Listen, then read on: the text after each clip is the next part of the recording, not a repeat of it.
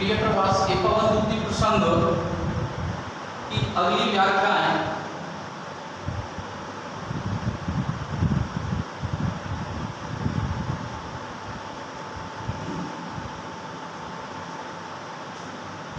तू पावेगी वरनगर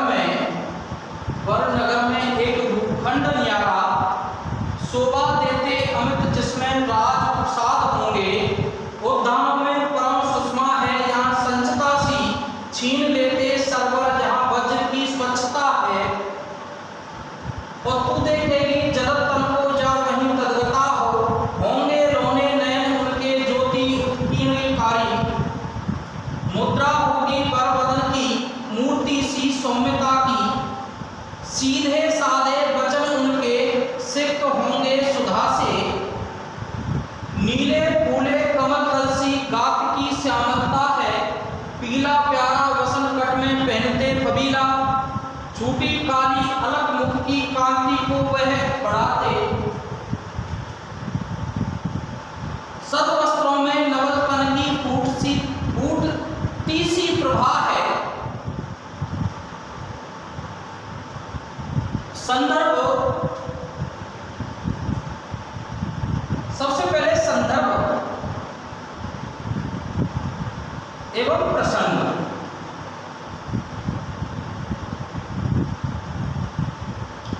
संदर्भ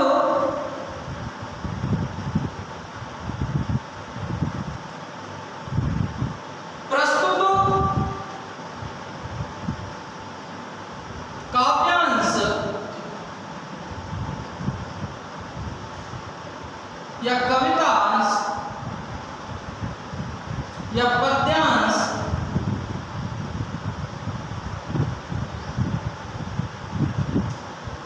हमारी पाठ्य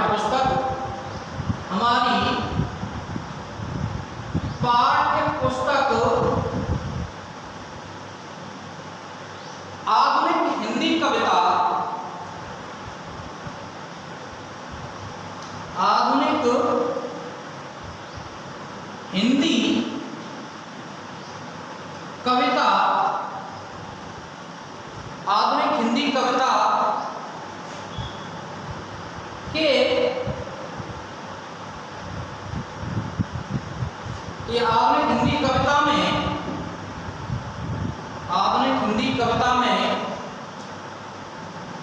पवनदूती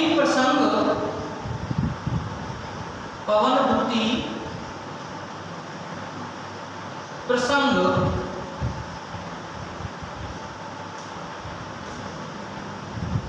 जो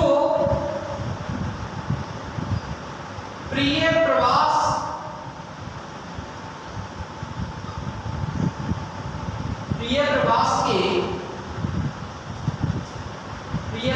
के छठे सर्ग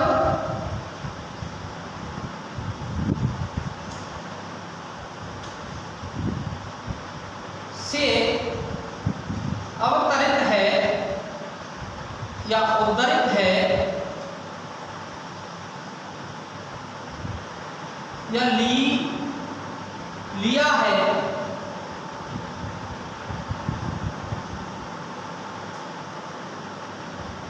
इसके रचयिता या कवि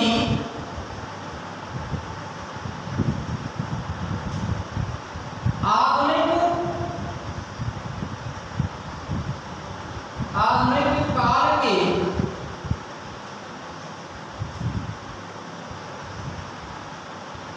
प्रथम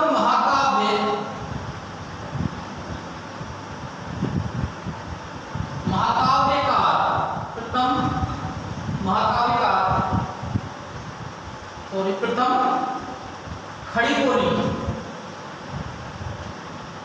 बोली के महाकाव्यकार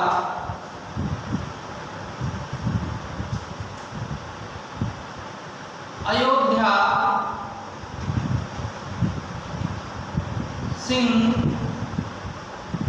उपाध्याय हरिऔध जी हैं।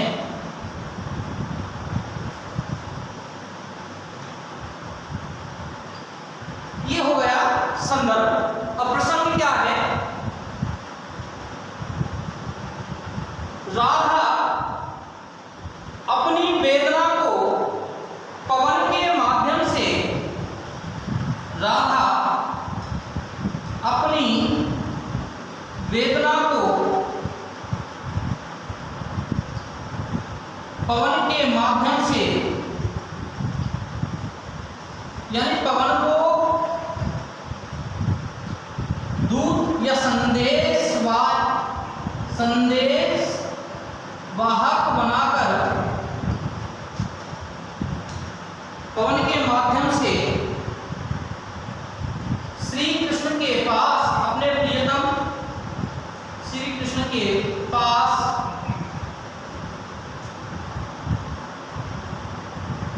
भेजती है।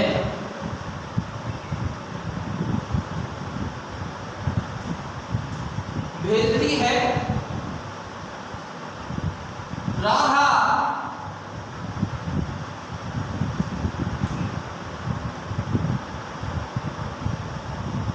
पवन से कहती है,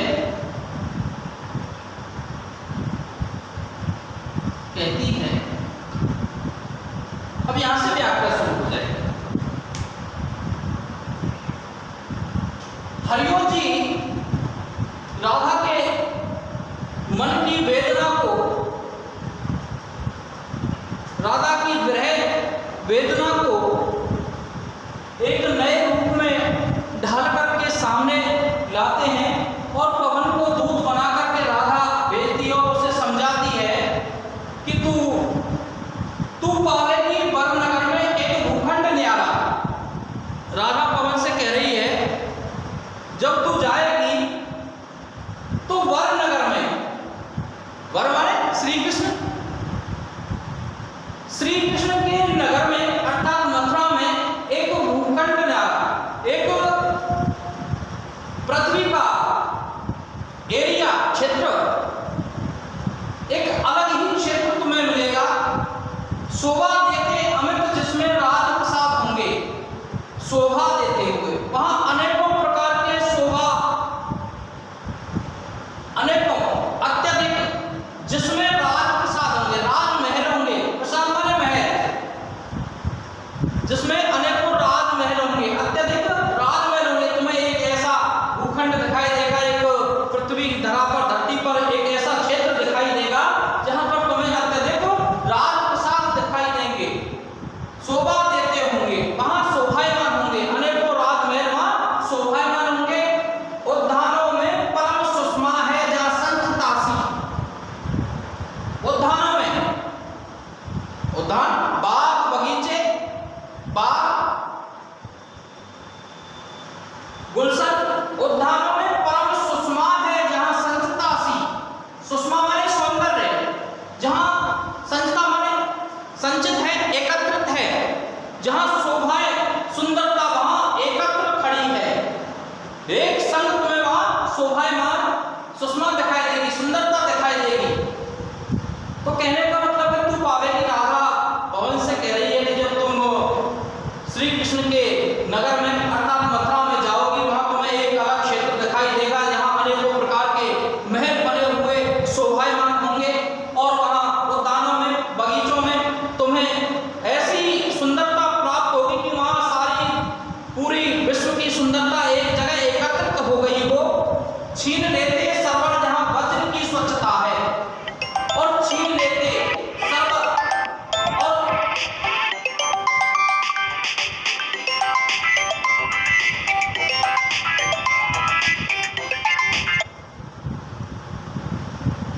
छीन लेते सर्वर जहां वज्र की स्वच्छता है।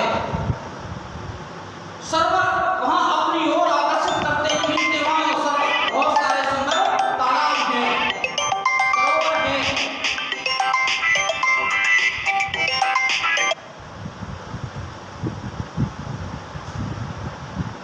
तू पावेगी वर नगर में एक भूखंड वाले क्षेत्र तुम्हें अलग अद्भुत अनुपम दिखाई देगा, शोभा देते अमृत जिसमें अत्यधिक राजमहल जहां शोभा देते हुए दिखाई देंगे।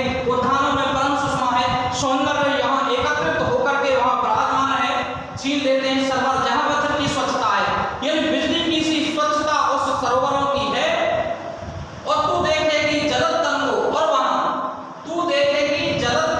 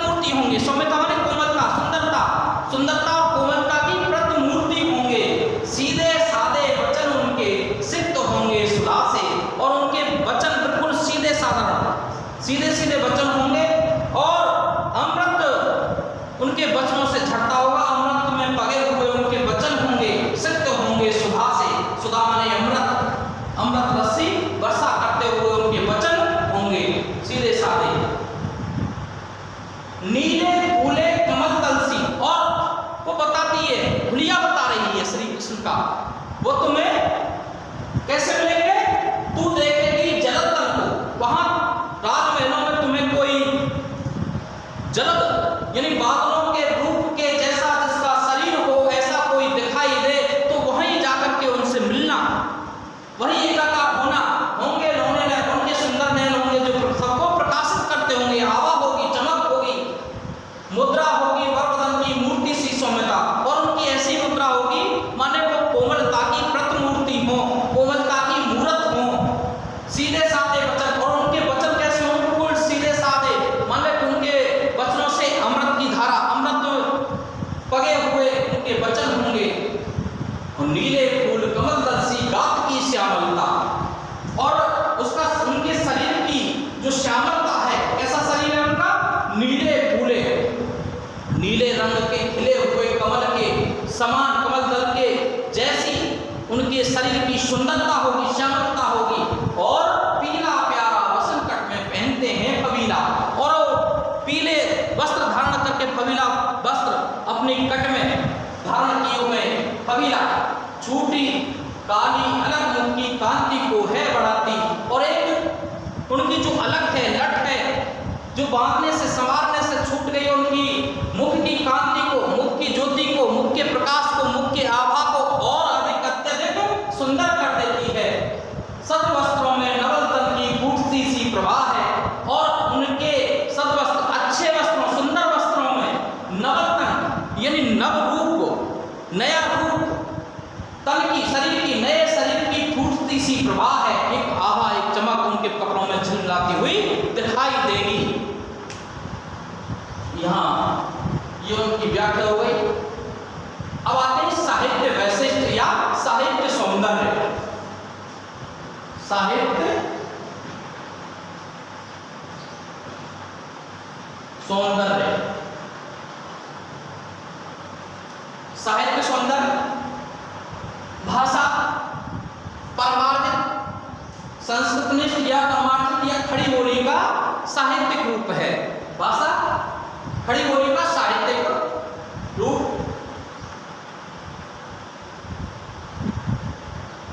गुण माधुर्य है,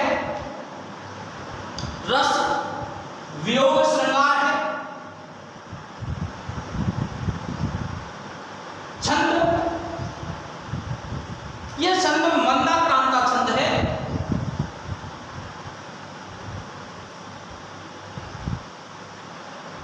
संचितासी में उपमालंकार है।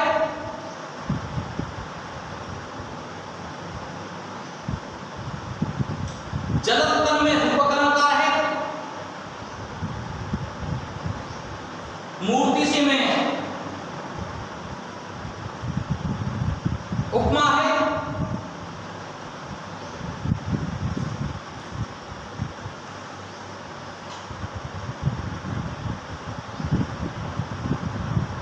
कमलदर्शी में उपमा है। वरवदन में अनुप्रास है। सीधे साधे में ध्वनि साम्य है।